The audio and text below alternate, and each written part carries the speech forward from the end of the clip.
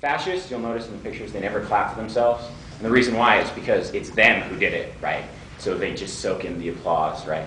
But if you look at Stalin, he always claps for himself in the videos because he is only the representative of the people, right? So when you clap, when Stalin claps, he's clapping for himself and therefore for the people. So, right? Watch him when they clap. Okay, I'm a little brain dead because I've been doing Club Rush for 2 days and I've been super busy, so I'm not as prepared as I'd like. So bear with me with that wonderful introduction. And I'm going to give a theory lecture on capitalism. Capitalism remains the dominant ideology in our world. And I would like to primarily deal with the vast theoretical implications of capitalism. But first, I must clarify and demystify some of the capitalist myths. Once these myths have been dispelled, I would like to deal with the concrete functioning of capitalism in its three primary modes or forms: in production, political economy, and ideology. So capitalism tells stories about its own origin. The stories range from the belief that even animals practice capitalism to the libertarian belief that real capitalism has never been seen on the earth. However, the usual story that you'll get from most people who tell the myth of capitalism goes something like this. Individuals found themselves good at different jobs, so they decided to trade things with each other rather than do things that they're bad at, so everyone could end up better off. Soon enough, people realized if they had money, then you could exchange it for various goods and services, and it would be a great deal easier than the barter system. And very quickly after, people began working for their own benefit, and thus capitalism arrives on the earth. The only problem with this narrative is that it never happened and it never existed. Roughly speaking, the first system before capitalism was feudalism. Most forms of feudalism had a variation of the estate system, which means that individuals were unimportant, and the state concerned itself with the estates or classes. And so you would have an aristocratic estate. You would have a clergy as an estate. You would have everyone else as an estate. But as a matter of fact, there was not this individual liberal notion of the individual as the core identity or of political will. Moreover, trade did not exist for individuals' well-being and desires. Instead, trade, for the most part, existed as a form of warfare, basically known as mercantilism, between different states. The conception was, if one state was richer, another state had to be poorer. And one would trade goods to ensure that one could take more gold for the enemy in order to put one's nation in an advantageous position in the event of the outbreak of war. None of these conditions have anything to do with the myth that capitalists try to tell about the origin of capitalism. So capitalism comes from this condition, not self-motivated, rational individuals pursuing their own self-interest, right? So that's a very important distinction. Moreover, capitalism does not stand as a force against the state, but exists historically in cooperation with the state.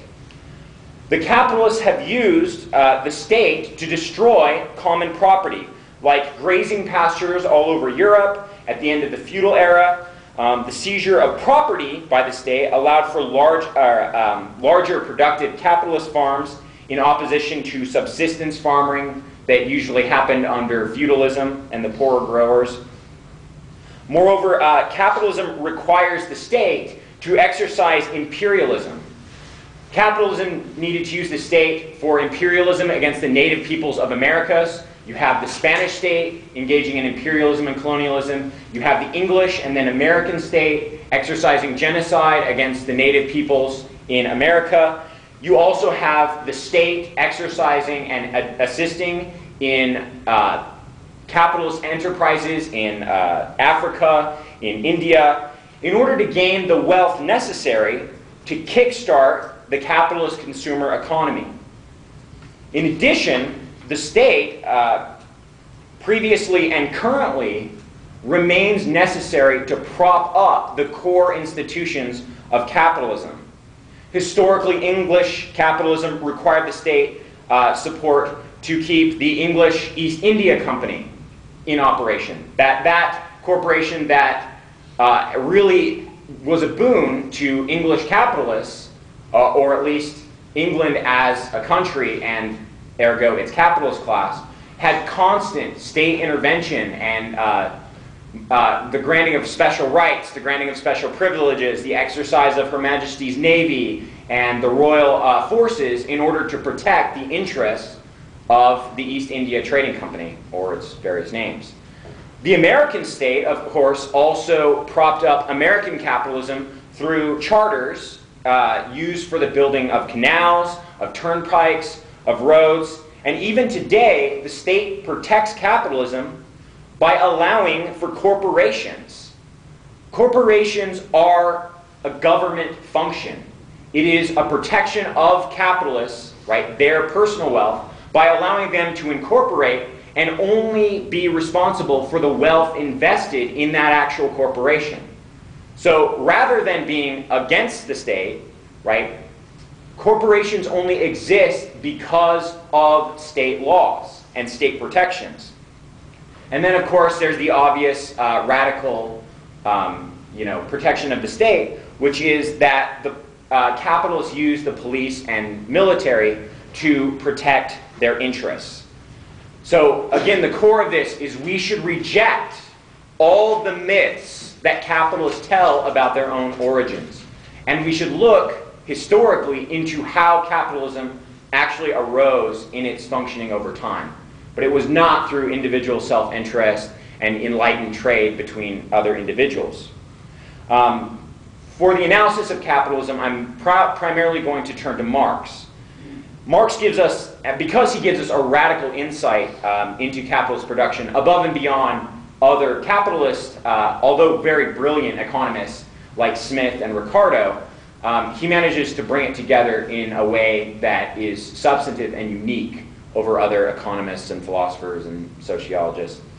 So basically, capitalist production rests on 5 primary factors. We have use value, we have exchange value, we have the special quality of labor, the means of production, and surplus value. So what do these all mean? Well, one should understand that a commodity's use value is the value the object has in its using, right? A candy bar has its use value in the eating, a car has a use value in the driving, a hammer has the use value in the pounding, right?